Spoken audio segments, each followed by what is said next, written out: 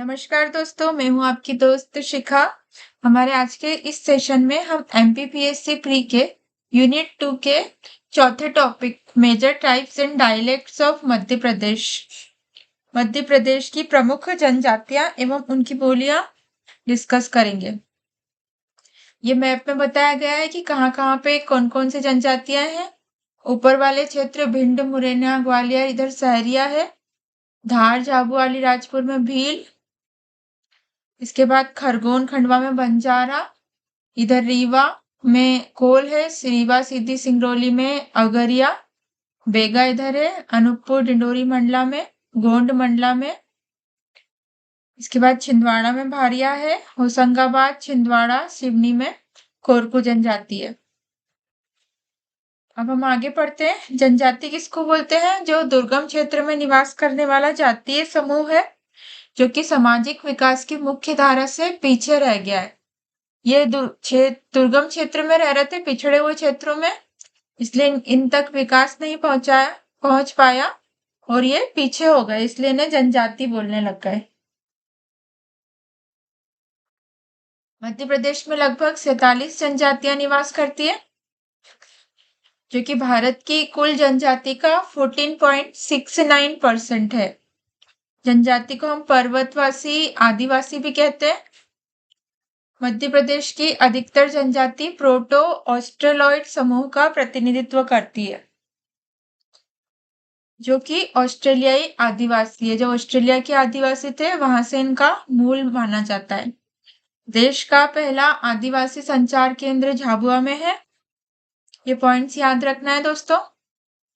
इंदिरा गांधी आदिवासी विश्वविद्यालय अमरकंटक में स्थापित किया गया। आदिवासी संग्रहालय छिंदवाड़ा के पातालकोट में स्थापित है। जनजाति संग्रहालय भोपाल में है। इसके बाद हम प्रमुख जनजातियों की बात कर लें तो हमारे भारत की सबसे बड़ी जनजाति गोंड है, जो कि मध्य प्रदेश की दूसरी बड़ी जनजाति है और इसकी उत्पत्ति कोंड शब्द से हुई है, जिसका अर्थ होता है पर्वत। गोंड स्वयं को पर्वतवासी भी कहते हैं। मध्य प्रदेश के सभी जिलों में फैली हुई है, लेकिन नर्मदा के दोनों ओर विंध्याचल और सतपुड़ा के पहाड़ी क्षेत्र में अधिक संकेंद्रण है। इनमें दूध लौटावा विवाह होता है, जिसमें ये ममेरे फुफेरे भाई बहन, मामा बुआ के लड़का लड़की में शादी हो जाती है। इसके अलावा इनमें पटोनी, चढ़ और लमसेना विवाह होता है। ये स्थानांतरित कृषि करते हैं, मतलब एक जगह करके उसको दूसरी जगह ले जाते हैं। इसको बारी नामक करते हैं, स्थानांतरित कृषि। वनोपज संग्रह, पशुपालन, मुर्गी पालन आजीविका के साधन है। टोटम प्रथा, जिसमें मनुष्यों का किसी जानवर, पौधों या अन्य आत्मा से संबंध माना जाए, इसमें विश्वास करते हैं ये टोटम प्रथा में। इनके प्रमुख देवता बूढ़ा देव, दूल्हा देव, सूरज देव, नारायण देव हैं। इनकी उपजाति अगरिया है, जो कि लोहे का काम करती है। इनमें पूजा पाठ का जो काम करता है उसको प्रधान कहते हैं। कोयला भूतिस, नाचने गाने वाले, इनको कहते हैं नाचने गाने वाले। जो का नाचने गाने का काम करते हैं इनमें, उनको कोयला भूतिश बोलते हैं। ओझा तांत्रिक क्रिया करने वाले 16 साधारण वर्ग को कहते हैं। इनके प्रमुख नृत्य सेला, कर्मा, भड़ोनी है।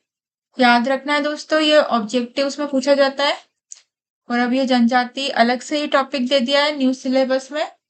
प्रमुख पर्व बिरदी, कर्मा, बकपंती, भड़ई, हरदिली, छोड़ता, नवाखानी, मेघनाद है। इसके बाद हम गोंडों के प्रकार की बात करें तो 2 प्रकार के हैं। जिनके पास भूमि रहती है भूस्वामी, वो राजगोंड कहलाते हैं, और जो साधारण वर्ग के रहते हैं वो धुरगोंड। अगली जनजाति की बात करें, भील जनजाति भारत की दूसरी और मध्य प्रदेश की सबसे बड़ी जनजाति है। इसकी उत्पत्ति द्रविड़ भाषा के बेल शब्द से हुई, जिसका अर्थ धनुष है, धनुष। स्वयं को राजपूत राजस्थान के प्राचीन निवासी मानते हैं। मध्य प्रदेश के पश्चिमी क्षेत्र झाबुआ, धार, खरगोन, बड़वानी में निवास करते हैं। अपने निवास स्थल को फालिया कहते हैं। बड़े गांव को पाल और छोटे गांव को फला कहते हैं। संसार की सबसे अधिक रंग प्रिय जनजाति है, रंग इन्हें बहुत पसंद है। गुदना प्रिय है, रबड़ी पसंद करते हैं खाने में। इनके पास इसके अलावा मक्का जो ज्वार की दालें भी प्रमुख है जो ये पसंद करते हैं। विवाह दो प्रकार से करते हैं, परीक्षा विवाह, अपहरण विवाह। विधवा विवाह और बहुमूल्य विवाह भी प्रचलित है। भगोरिया हाट आर्थिक, सामाजिक, सांस्कृतिक महत्व का मेला है। भगोरिया हाट लगती है जिसमें ये विवाह करते हैं। ये होली के टाइम पे लगती है। प्रमुख देवता इनके राजा पंथा है। गोल गधेड़ो इनका एक उत्सव है। कृषि को चिमाता। केसरीनाथ को चढ़ी केसर का पानी पीकर ये कभी झूठ नहीं बोलते हैं। मदीव, वधवो या भगत जाति का व्यक्ति सबसे पवित्र माना जाता है। इनमें भी जो जातियां उसमें से इनको ये पवित्र मानते हैं।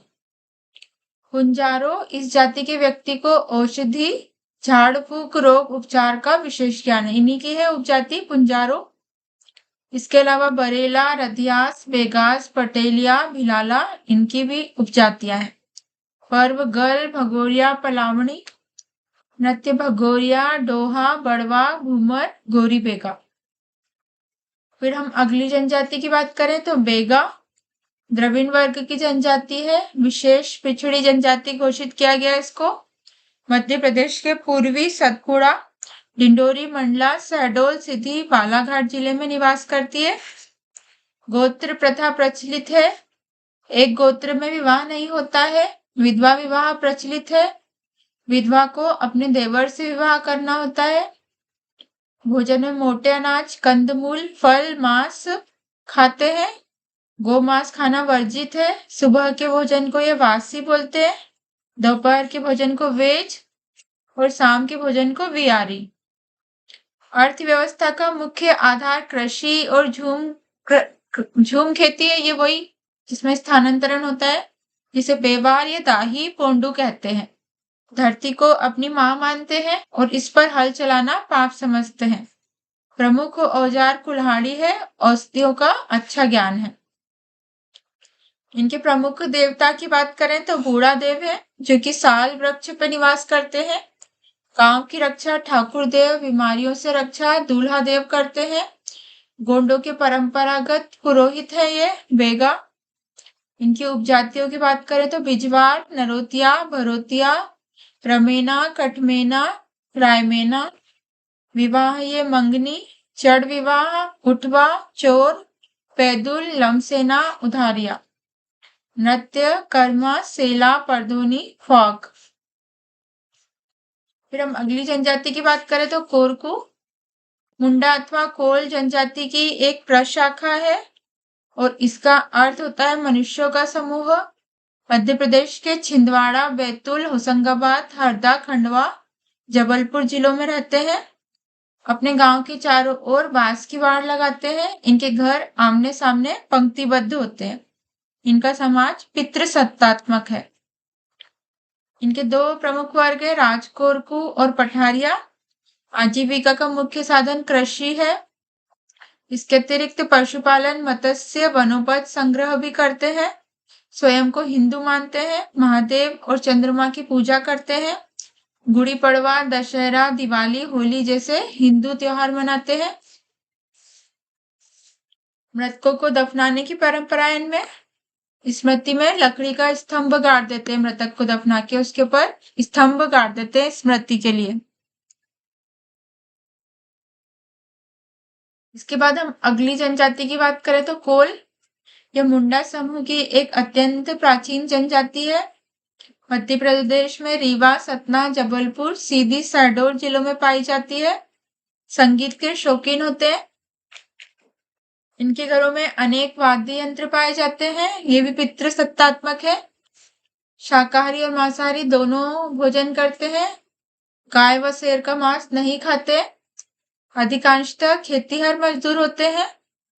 पुरुष केवल बुआई का कार्य करते हैं। हिंदू देवी देवताओं की पूजा करते हैं। फसलों की रक्षा के लिए सूर्य, चंद्रमा, पवन, इंद्र की पूजा की जाती है। मृत्यु पर दफनाते हैं शव को और पंचायत को गोहिया कहते हैं। भारिया जनजाति ये मध्य प्रदेश के जबलपुर छिंदवाड़ा जिलों में रहती है। छिंदवाड़ा के पातालकोट के भारिया को अति पिछड़ी जनजाति घोषित किया गया है। गांव को ढाना कहते हैं। गीत कथा व पहेलियों का अधिक प्रचलन है। इनका मुख्य भोजन पेज है। महुआ और आम की गुठली से बनी रोटी, कंदमूल व सब्जियां भोजन में शामिल है। भूमिका परिहार व कोटवार का महत्वपूर्ण स्थान है। इनके प्रमुख देवता बूढ़ा देव, दूल्हा देव, नागदेव है। इसके बाद विवाह की बात करें तो मंगनी, लमसेना, राजी बाजी, विधवा विवाह करते हैं। त्योहार बिदरी, नवाखानी, जवारा, दिवाली, होली, नृत्य भड़म, कर्मा, सेलम, सेला। सहरिया जनजाति, सहरिया का अर्थ शेरों के साथ रहने वाला है। यह अति पिछड़ी जनजाति है। मध्य प्रदेश के गुना, ग्वालियर, शिवपुरी, मुरैना, विदिशा, बुंदेलखंड में निवास करती है। अपने आप को भीलों का छोटा भाई मानते हैं। कतारबद्ध मकान बनाते हैं जिसे सहराना कहते हैं। तलाक तथा विधवा विवाह की मान्यता है। जंगली जड़ी बूटियों की विशेष पहचान है जिनसे ये दवाएं बनाते हैं। और अधिकतर ये भूमिहीन है। आर्थिक स्थिति इनकी दयनीय है और हिंदू देवी देवताओं को मानते हैं। फिर हम अगली जनजाति की बात करें, पारधी। ये वन्य पशुओं का शिकार करते हैं और पकड़ते हैं। इनकी उपजातियां हैं ये गोसाई पारधी। इंपॉर्टेंट है दोस्तों, ये याद रखना। भगवा वस्त्र धारण करने वाले साधुओं जैसे दिखाई देते हैं गोसाई पारधी। चीता पारधी आज से 100 वर्ष पूर्व तक चीता पालते थे। भील पारधी जो कि बंदूकों से शिकार करते हैं। लंगोटी पारधी वस्त्र के नाम पर लंगोटी लगाते हैं। टाकिया पारधी सामान्य शिकारी और हाका लगाने वाले होते हैं। बंदर वाला पारधी बंदर नचाते हैं। शीशी का तेल वाला पारधी मगर का तेल निकालने वाला पारधी होता है। ये तो मगर का तेल शीशी में भरते हैं। फांस पारधी शिकार करते हैं। उसके बाद अगरिया जनजाति की बात करें तो ये गोंडों की उपजाति है। शहडोल मंडला जिलों में रहती है। लोहे का कार्य करती है। इनके देवता लोहासुर है।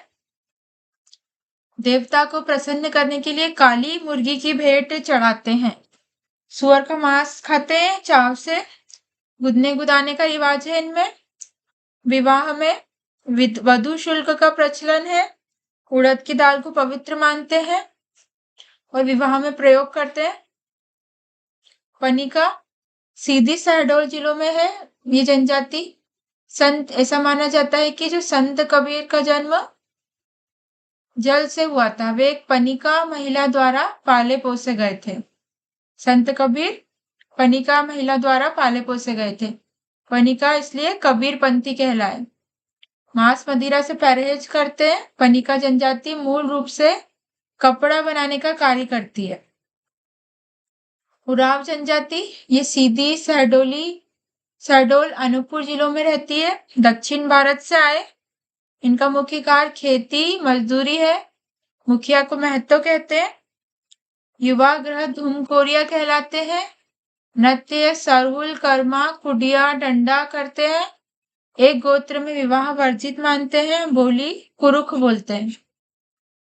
खेरवार जनजाति ये मुंडा जनजाति समूह की है। अपना मूल स्थान खरियागढ़ के केमूर पहाड़ियों को मानते हैं। छत्तीसगढ़ के बिलासपुर, मंडला, सरगुजा, विंध्य क्षेत्र में कत्था निकालने वाले खेरवार को खेरुआ भी कहा जाता है। खेरुआ जो कि कत्था निकालने का कार्य करते हैं। इसके अतिरिक्त वनोपज संचयन मजदूरी का कार्य करते हैं। ये जनजाति वाला टॉपिक हो गया दोस्तों। अब हम बोलियों की बात कर ले। मध्य प्रदेश हिंदी भाषी राज्य है। हिंदी अभिव्यक्ति का प्रमुख माध्यम है। हिंदी देवनागरी लिपि में लिखी और मुद्रित की जाती है। मध्य प्रदेश में हिंदी के अतिरिक्त सिंधी, मराठी, गुजराती, उर्दू, अंग्रेजी, पंजाबी, बंगाली, उड़िया, मलयालम, तेलुगु, तमिल इत्यादि भाषाओं का भी प्रभाव देखने को मिलता है। ये टच में लगे हुए राज्य उनकी भाषाओं का। मध्य प्रदेश की प्रमुख बोलियों की बात करें तो निमाड़ी, मालवी, बघेली, बुंदेली, कोरकू, भीली, गोंडी, हल्बी, भत्री ब्रज भाषा है। निमाड़ी ये खरगोन, खंडवा, बड़वानी, धार, बुरहानपुर में विस्तृत है, नीचे वाले क्षेत्र में। इस बोली में मुख्यतः मालवी, मारवाड़ी, गुजराती, मराठी भाषाओं का प्रभाव देखा जाता है। विकास इसका सोरसेनी अपभ्रंश से हुआ। जॉर्ज गियर्सन ने इसे दक्षिणी हिंदी कहा। साहित्य क्षेत्र के प्रसिद्ध संत सिंगाजी तथा इतिहास पुस्तक डॉक्टर श्रीराम परिहार ने लिखी। डॉक्टर कृष्णालाल हंस ने निमाड़ी को पश्चिमी हिंदी की बोली माना। अखिल निमाड़ लोक परिषद का वार्षिक साहित्यकार व कलाकार समारोह निमाड़ी दिवस के रूप में 19 सितंबर को मनाया जाता है। मालवी बोली, इसका भी विकास सोरसेनी अपभ्रंश से हुआ है। अब ये सब इंपॉर्टेंट हो गए फैक्ट है दोस्तों, क्योंकि ये टॉपिक ही अलग से है बोलियां। तो ये पूछा जा सकता है कि किस अपभ्रंश से विकास हुआ है मालवी बोली का, तो सोरसेनी अपभ्रंश से। मुख्य रूप से मारवाड़ी से संबंधित है। मालवा क्षेत्र में बोले जाने के कारण मालवी नाम पड़ा। विशुद्ध रूप से धार, उज्जैन, देवास, रतलाम में बोली जाती है।